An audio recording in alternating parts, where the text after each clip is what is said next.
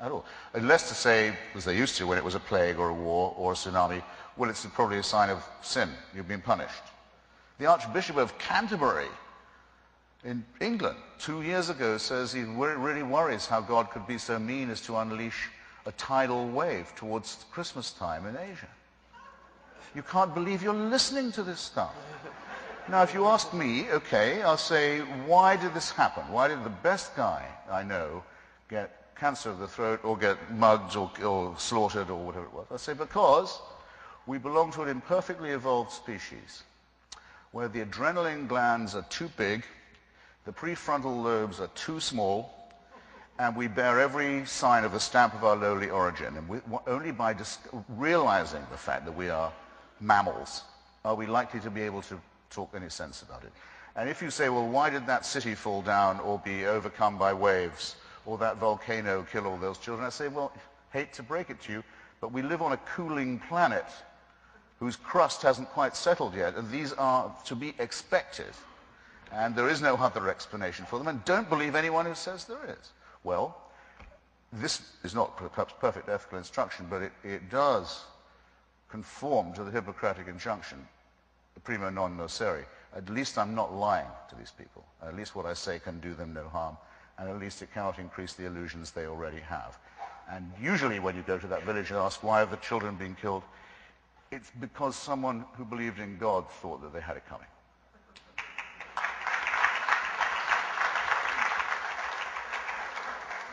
Next.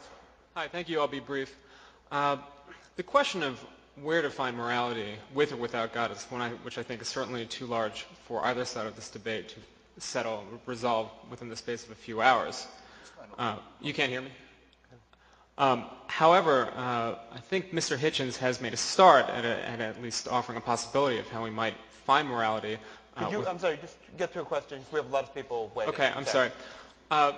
Reverend Sharpton has resisted Mr. Hitchens' attacks on the institutions that relate or claim to relate God's will, but expresses doubt as to how we can have morality without God. So I'm wondering if criteria such as personal experience are all we have without the legislature of shared religious texts, how are we to move on from moral solipsism and actually find morality? I think that it is Mr. Hitchens that says that we found morality in ourselves, that we know morality. I would argue that the reason you can find it within yourselves is because of a sense of God and a pattern in human character that was there. There's no scientific evidence offered by non-believers as why this morality would be there, other than what it just evolved somewhere that we would have this sense of morality. I don't think that it has to be governed by organized religion. That's all. Hi. First of all, I just want to say I'm writing a book, and it's called An Atheist Defends Religion, Why Religion Succeeds and Atheism Fails. So I am an atheist, but I defend religion. And my... Really splitting the difference here, huh? Yeah. I know. I just lost it. I'm sorry. Well, my question is to Christopher is how you can justify wanting to take something away from people, from 95, that gives meaning to 95% of the American people, and replace it with something that gives meaning to just 5% of the American people. Well, what an incredibly stupid question.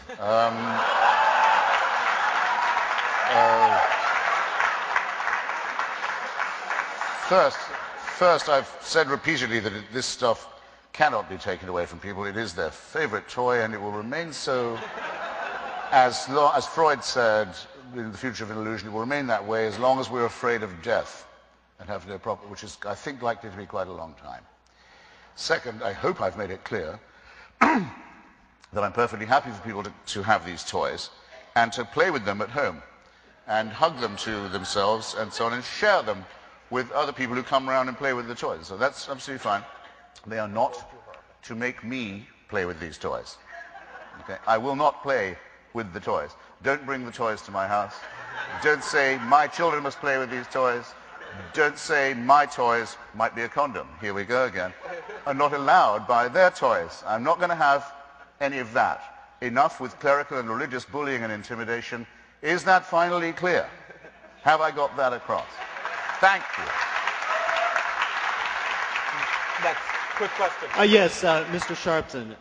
If morality comes from whatever God tells people to do or whatever God says is right and wrong, rather than the objective requirements of human life, then how is God any different than Stalin? But I never said that. I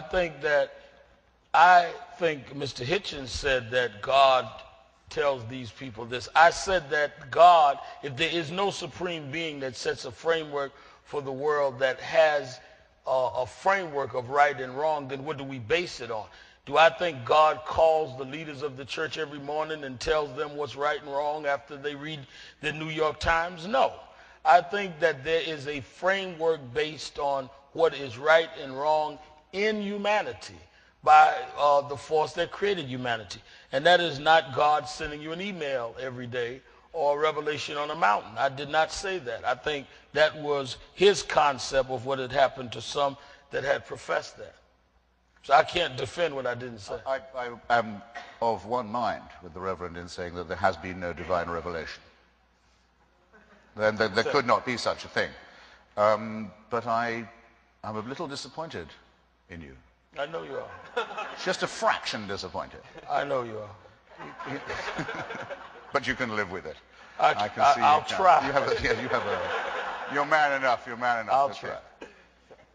This is a follow-up, I guess, to the last question, but if you need God or religion or spirituality, whatever, to have morality, then how do you explain the high crime rate in the U.S., which is the most religious industrial country in the world, versus Japan and Sweden and other countries that are almost entirely secular? Well, I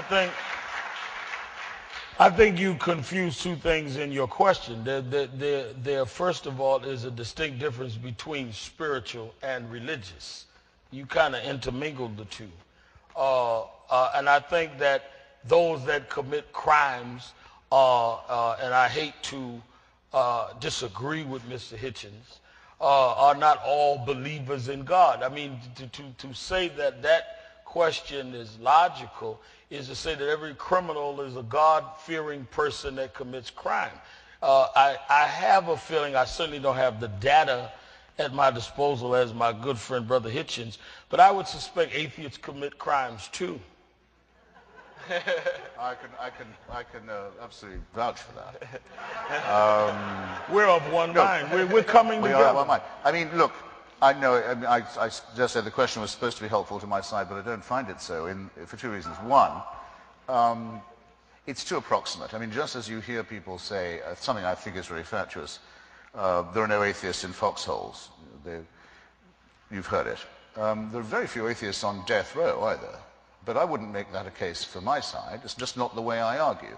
I do notice that Christians or other believers tend to say, if a baby falls 25 floors and lands with a bounce on the lawn and is unharmed, they attribute it to divine intervention. And if it falls 2 feet off a table and cracks its skull and dies, they just say that's bad luck. I have noticed that tendency, and this is, I think, a version of that.